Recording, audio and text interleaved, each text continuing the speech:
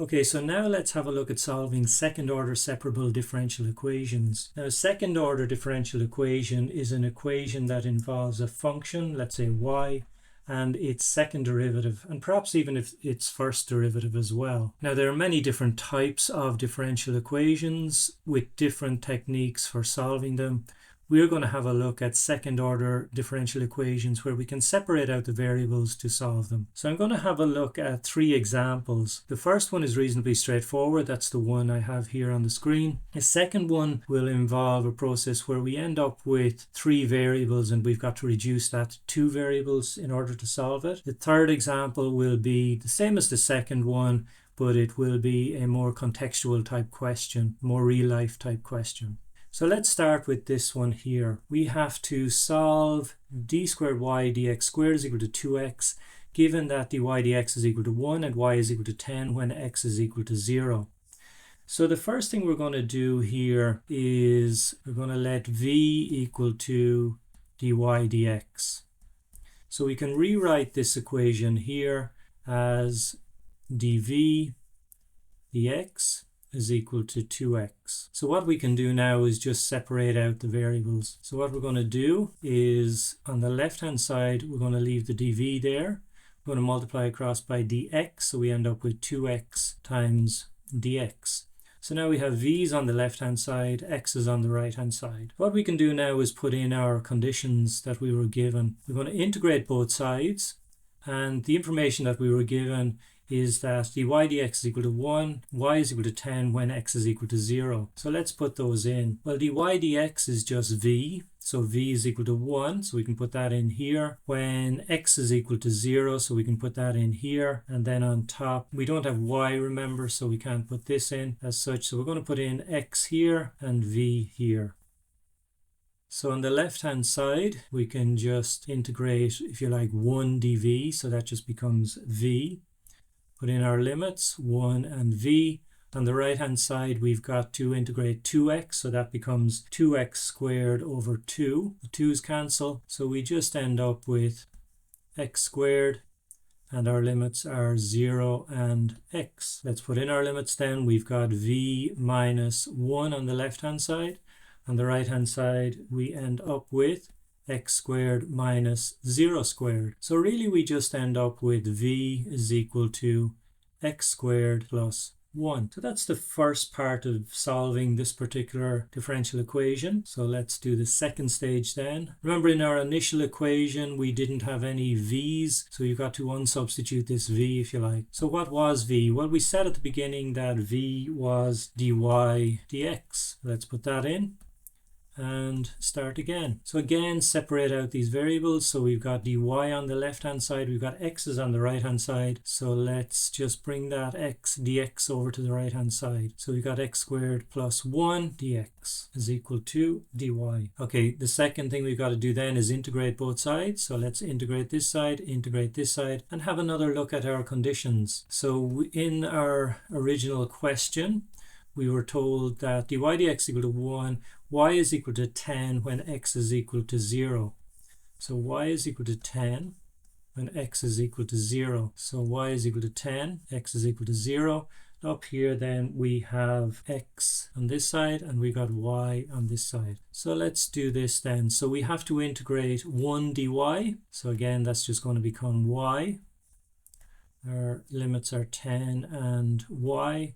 On the right hand side, we've got to integrate this, so that becomes x cubed over 3 plus 1 just becomes x, and our limits are 0 and x. Let's put in our limits here. So we have y minus 10. So I've got to put x in here and here. We've got x cubed over 3 plus x, and then we've got to subtract what we get when we put in 0. So it's just going to be 0 cubed over 3 plus 0. Next, we've got y minus 10 on the left hand side. On the right hand side, we just end up with x cubed over 3 plus x. Okay, we want to get y on its own. So y then is going to be equal to x cubed over 3 plus x plus 10. So this is our specific solution to our original second order differential equation given those particular conditions. And that's the end of example number 1. This is our second example. We want to solve d2y dx squared plus 2 over y cubed is equal to 0, given that dy dx is equal to root 2, x is root 2 and y is equal to 1.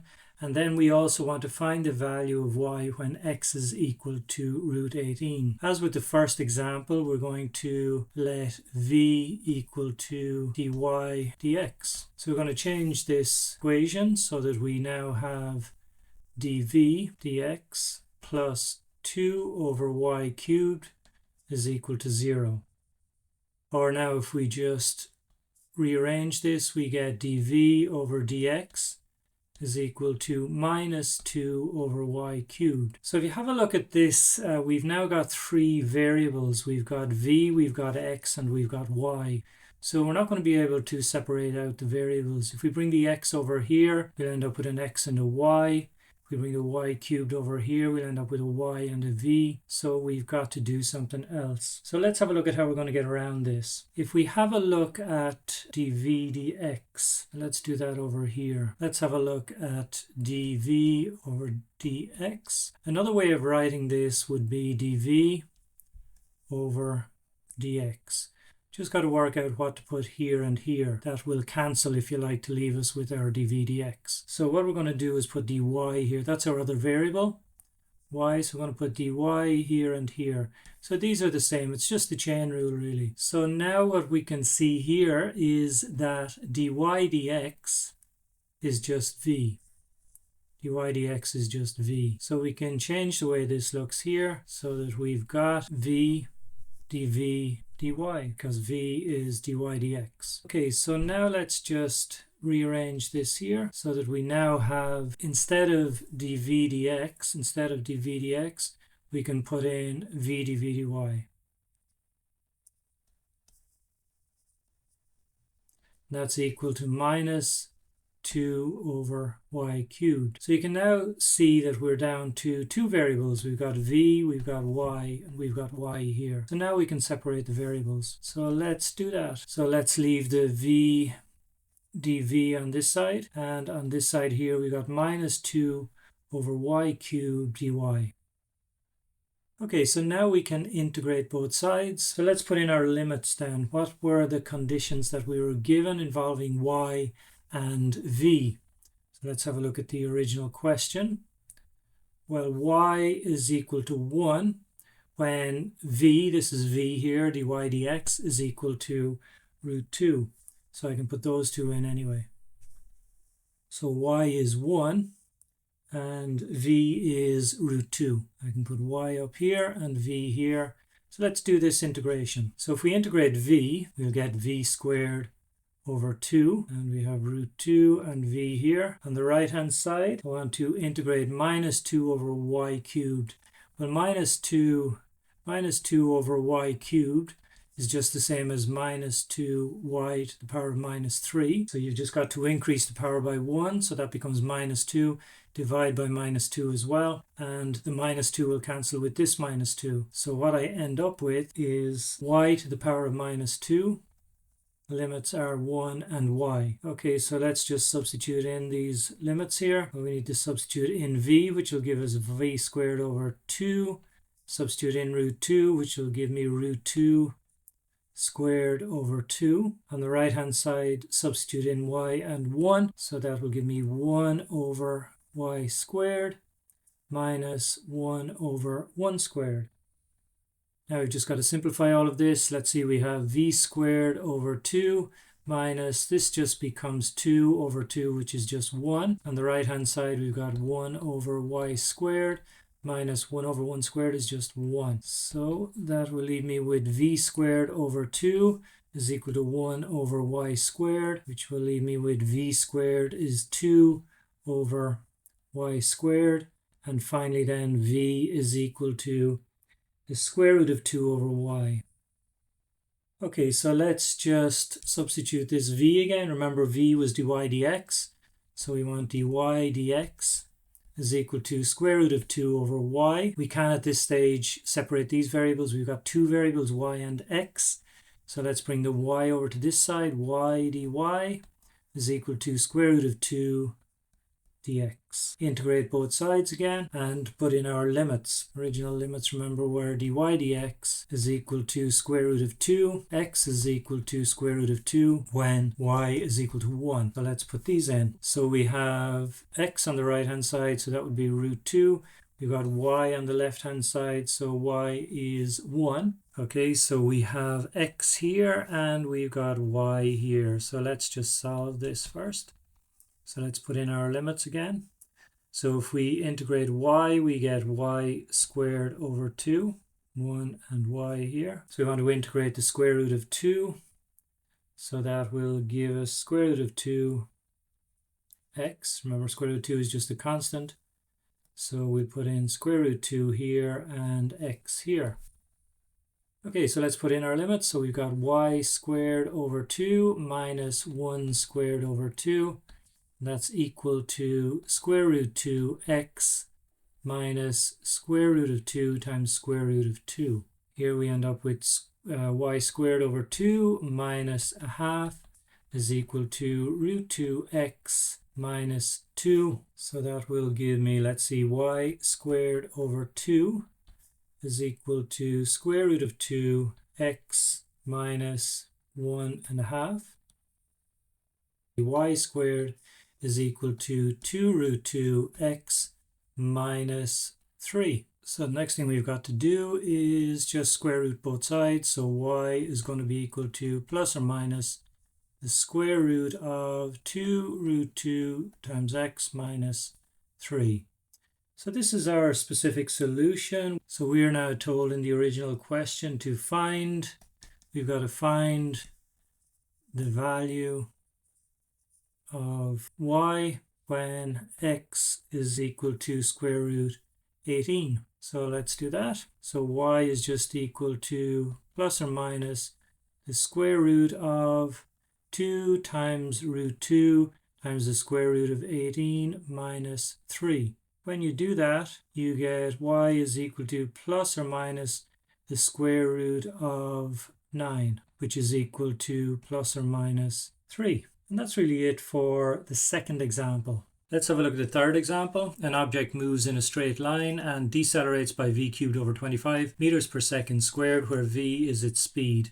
So two questions here. If v is 25 meters per second at time 0 seconds, find v when the distance is, or the displacement is 99 meters. Second question, find the time for the object to slow down from 10 to 5 meters per second. Okay, so let's start with the acceleration. So we know that the acceleration or deceleration in this case is v cubed over 25. So it's going to be minus v cubed because it's decelerating over 25. So this is the equation that we're going to use in this question. Deceleration or acceleration can be written as the rate of change of velocity with respect to time. In other words, dv dt. So we have a is equal to dv dt. So if I use dv dt here, I'll end up with a relationship between v and t, which is not really what I want. I want a relationship between s, the displacement, 99 meters here, and v. I want to find v when the displacement or the distance is 99 meters. So I've got to change this. So if we use, again, similar to what we did in question 2, the chain rule, we've got dv dt.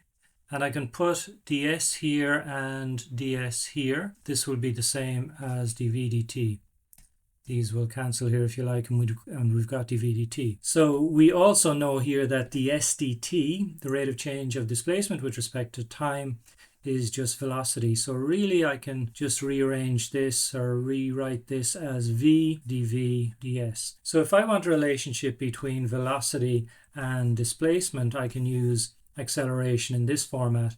If I want a relationship between velocity and time, I can use this format here, which is what I'm going to have to do in the second part of this question. So let's do the first part anyway. So we're going to replace acceleration with v dv ds. That's equal to minus v cubed over 25. Okay, so let's just separate out all these variables, these two variables actually. So I'm going to bring v cubed over to the left hand side. So that'll give me v over v cubed, which will be 1 over v squared. And that's times dv. On the right hand side, bring over the ds. So I've got minus 1 over 25 times ds. This is going to be the equation then that I'm going to integrate. So integrate this, and I'm going to take that minus 1 over 25 outside the integral because it's a constant. Let's put in the limits now, the information that we were given. Well, we were told that when the distance is 0, times 0 if you like, the distance will be 0, the velocity was 25. We want to find the velocity when the distance or the displacement is 99. So I'm going to put 99 up there and put v here. So this is the equation that I've got to solve. I've got everything in there except this v. So I should be able to isolate that v.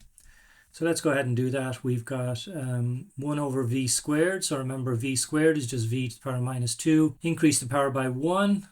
So that'll be minus 1. Divide by minus 1. So here I've got minus 1 over v. V to the power minus 1 is 1 over v to the power plus 1.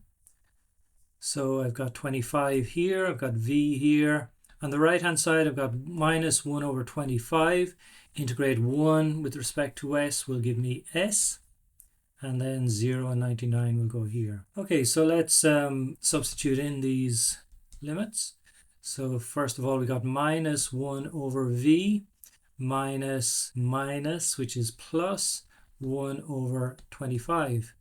That's equal to minus 1 over 25 times, substitute in 99 and 0 will give me 99 minus 0. So let's just simplify all of this. I got minus 1 over v plus 1 over 25 is equal to minus 99 over 25. That's as much as I can do with that. Okay, so let's just simplify this further. We got minus 1 over v. So we've got minus 99 over 25. Bring over the 1 over 25 minus 1 over 25. That'll give me minus 100 over 25, which is minus 4. So let's just change the sign. Multiply across by v will give me 1 is equal to 4v, or just simply v is equal to quarter, and this is velocity, so it's meters per second. Okay, so that's the answer to part 1. Let's have a look at part 2 then. So let's start with the original equation again. We have a is equal to minus v cubed over 25. Now remember, we had two versions of acceleration. We had a is equal to dv dt, and we also had a is equal to v dv ds. So in this particular case, we need to find time for the object to slow down from 10 to 5 meters per second. So we want to find time. So I'm going to use this particular version of acceleration here this time.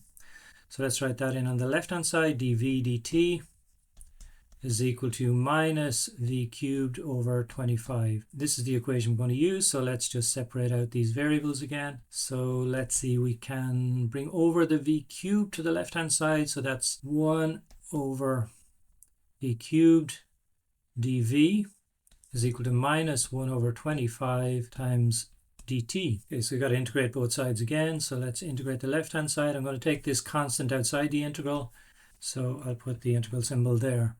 Now let's put in the limits.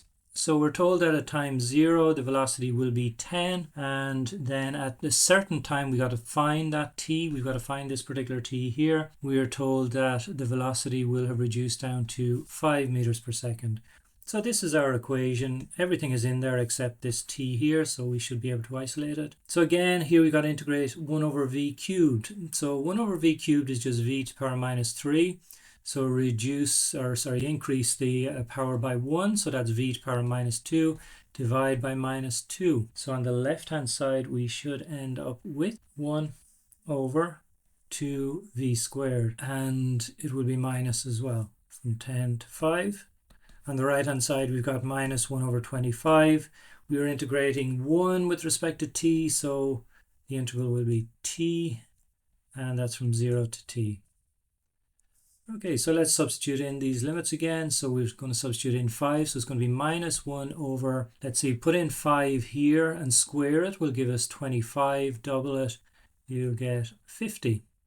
We've got to subtract minus, so it's going to be plus, put 10 in here, that'll give us 100, multiply by 2 will give us 200. 1 over 200. That's equal to minus 1 over 25. Put in t and 0, so it's just going to be t minus 0. Okay, so let's see. Minus 1 over 50 plus 1 over 200 is minus 3 over 200. And on the right hand side, minus t over 25. So just multiply across by minus 25. That'll give us finally our answer for t. So the time will be 3 over 8 seconds. That's it for this question, and in fact this video on separable second order differential equations.